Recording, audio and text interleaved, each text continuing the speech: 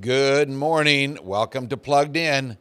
We're moving into Daniel chapter 5 right after this.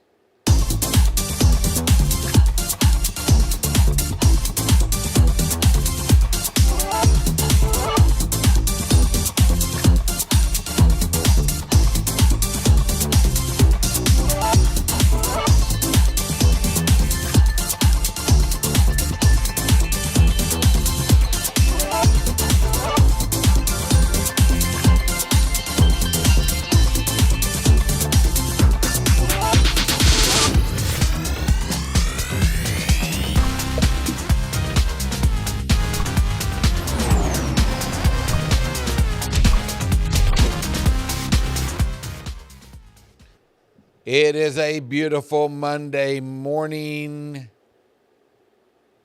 Maybe some rain in the forecast this week. Maybe some cooler temperatures. We'd like that for July. We're glad that you're with us and plugged in. While it's fresh on my mind, I want to let you know that I will be out of pocket next week. So we're going to look at a little bit of stuff in chapter 5 this week. And then in 2 weeks when we resume, we'll be in chapter 6. So if you want to read ahead a little bit, you can do that.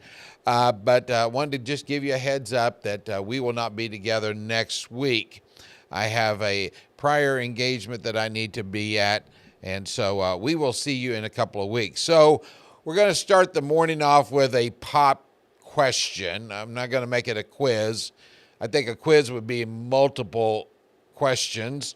Just one question. It might still be too early for something like this, but let me just ask you, what do you think is the biggest sin mankind struggles with?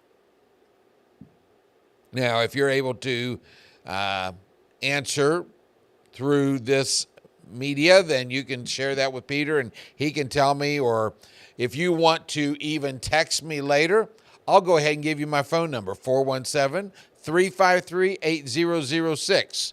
You can text me and tell me what your answer is. I would say that some will answer that it's greed or a covetous. You know what I'm trying to say. How in the world do I not say covet? A covet spirit. How about that? Boy, I'm tongue-tied this morning. Others might answer that it's power or popularity. When you and I read from Proverbs chapter 6, verses 16 through 19, we find that there are 7 things that are detestable to the Lord, and at the top of that list is what is known as haughty eyes. Haughty, or haughtiness, is defined as being arrogantly superior. It seems to me, as I go through the scriptures, and the more I read from Genesis to Revelation, the stories of mankind, it seems to me that there is a twist of pride threaded through the scriptures. And there's this constant call from God for you and I to have a humble spirit. If you've paid any attention to our slow process that we've been at in this story of Daniel, in the first 4 chapters, we have seen those 2 attitudes on display. Pride is what swelled up the head of King Nebuchadnezzar. Humility has been the attitude of Daniel.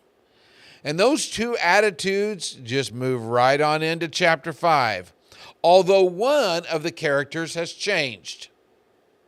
In chapter 5, we are introduced to a new king with an age-old problem. In fact, you might say that it is hereditary. Our new king is known as Belshazzar. And by the time we get into verse 2, he is referred to as Nebuchadnezzar's son, or he looks at Nebuchadnezzar as his father. Now, I did a little extra research and found that it could be that Nebuchadnezzar was actually his grandfather. Okay? What we do know is the trait of haughty eyes, the trait of pride, just moved right through the family tree. Belshazzar is hosting a great banquet, and to impress the guests, he orders that the gold and silver goblets that his father Nebuchadnezzar took from the temple in Jerusalem be brought out, and they're going to drink from those, and they're going to indulge in drinking and celebration and idol worship. And then all of a sudden, there is an interruption in their celebration. Verses 5 and 6 say this: "Suddenly the fingers of a human hand appeared and wrote on the plaster of the wall near the lampstand in the royal palace. The king watched the hand as it wrote. His face turned pale, and he was so frightened that his knees knocked together and his legs gave way." He must have been standing there, and all of a sudden he just collapsed. Now, as the former king Nebuchadnezzar had done, Belshazzar follows suit. He quickly summons the enchanters, the astrologers, the diviners. He needs somebody to interpret what this writing is on the wall. And as in times past, no one can interpret it, that is, except Daniel. So Daniel is invited to this banquet to interpret. And I want you to look at verse 17, because here's a sign of humility. Verse 17 says this: "Daniel answered the king, 'You may keep your gifts for yourself and give your rewards to someone else. Nevertheless, I will read the writing for the king and tell him what it means.' The king had offered to whoever could interpret this dream or this writing on the wall, he had offered them the third highest position in the kingdom. He was going to clothe them with a royal robe. Daniel doesn't want any of that. Daniel wants to be clothed in God. Daniel wants his life to circle around and be central around what God wants. So he doesn't want all of these material possessions. He doesn't want these promotions, these positions. What he wants to do is offer the answer, but he just wants to humbly live his life. He gives it away. So he explains to Belshazzar what is going on. He tells about Nebuchadnezzar. Hey, it was God who put him in position. He had this great splendor, but he let that go to his head. He killed those he wanted to kill. He let those live he wanted to let live. If he wanted to promote somebody, he did. If he wanted to humble somebody, he did. But he let his arrogance get in the way. And then here's another sign of humility. And I've asked Peter to put this on the screen. It's verse 22.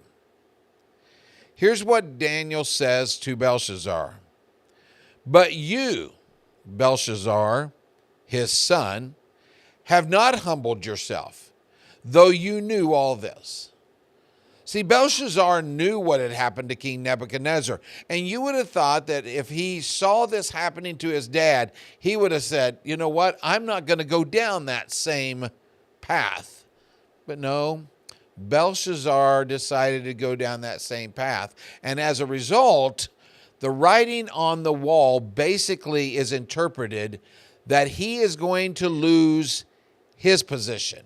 He is going to lose his kingdom. In fact, that very night, after this incident occurred, Belshazzar passes away. He dies, and a new king is put in position. When we resume in a couple of weeks, we will pick up with that new king, Darius, chapter 6, a very popular chapter with a very familiar story, especially to those of us who grew up in church, the story of Daniel and the lion's den. But as we've already seen through these 5 chapters, There is a lot more to this story than just, well, our Sunday school lessons.